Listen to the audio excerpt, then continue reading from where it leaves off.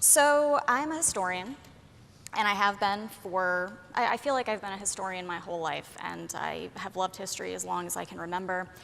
And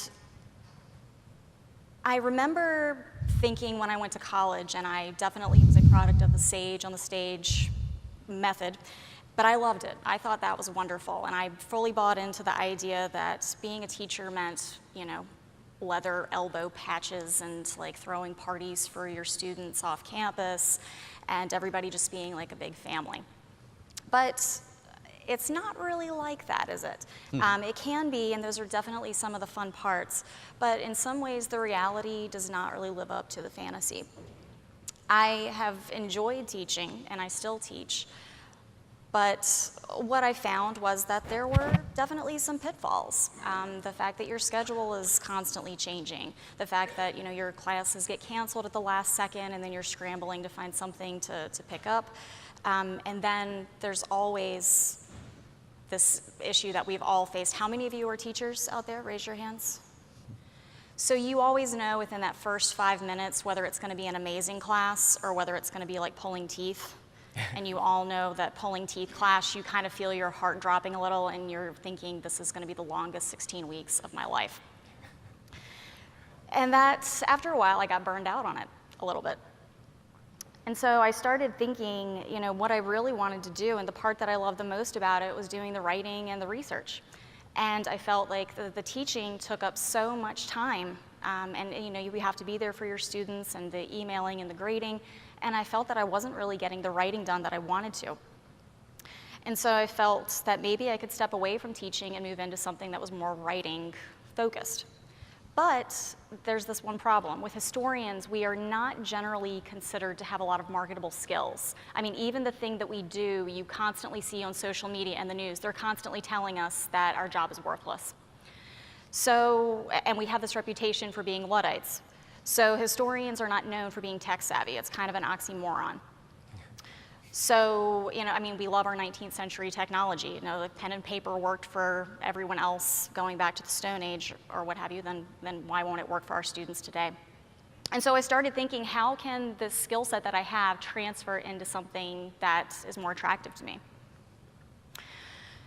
So Top Hat came along, and I jumped at this opportunity because I knew I wanted to do more writing. They gave me this chance to focus on making my teaching better and more interesting, but also helping to develop this new skill set. I'm the expert in this particular area, so I got to drive the narrative of what we were doing, and so that gave me a lot of confidence. And the thing is that because we are academics, we've all had to do a dissertation or a master's thesis. We've all had to do some very long-term project and see it through and be mostly self-guided.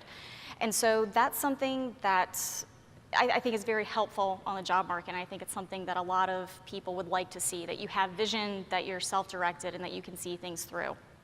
And then lastly, you know what your students need, and so you can actually figure out how to use this technology in order to give them the things that they want.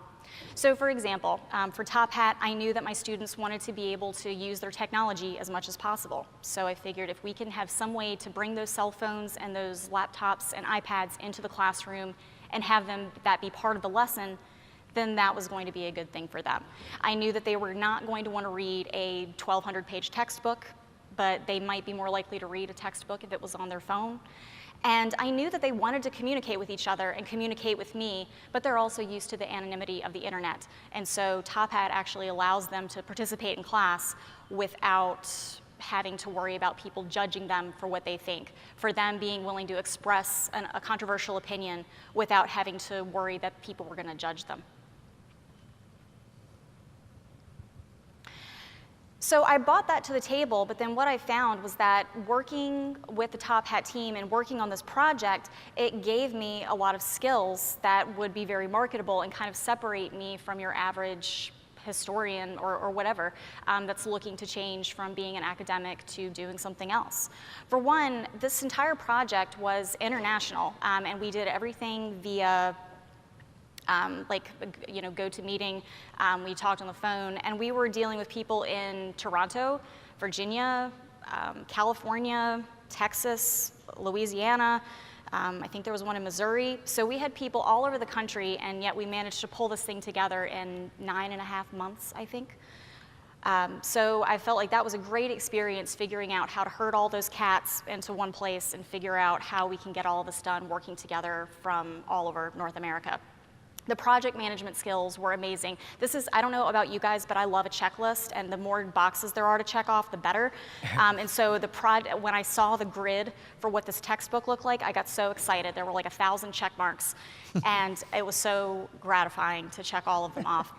And so your project management, you're really focusing on short-term goals and long-term goals at the same time, which again, if you're trying to market yourself, this is a great thing that we can all use, and it's something great to have on your resume. Obviously, with making the textbook, there were so many different elements, all of which are, especially if you're looking for a writing position, they're going to be crucial. I got to do a lot of editing, copy editing, looking for resources that were open access, so I got to do lots of research. I had to make videos, work with the media team to create interactive elements.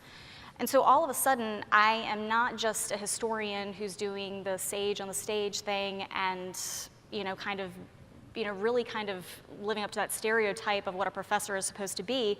Now I'm the person who has come up with this platform, breaking the Luddite stereotype. I know how to work with technology, and then I get that reputation, not only in the classroom, but also in terms of marketing myself for a new position. And so ultimately, what I was able to do, based on writing this textbook, I was able to transition into a position that I feel is much more comfortable for me. I'm writing, I'm getting to do research, and it basically is fulfilling that goal that I had for myself, but I'm still teaching. And an amazing thing happened. As soon as I started writing full-time and teaching only as a part-time position, I started to love teaching again. And I'm using Top Hat, and I still get to have that benefit of having my textbook and that technology in my classroom and seeing the students benefit from it. But I'm more engaged with them, they're more engaged with me, and yet I'm still getting to do these other passion projects that I love. And so I just wanted to say that by making yourself versatile and being able to have this opportunity to write for Top Hat and have that experience, it equals opening yourself up to more options. It helped to demonstrate my skill set and to build my skill set and my creativity to my potential employers. And so it helped to really change the trajectory of my career in a path that I'm happier with. And I think that if you decided to do that or something that you're interested in, then it would be good for you as well. Thanks. Mm-hmm.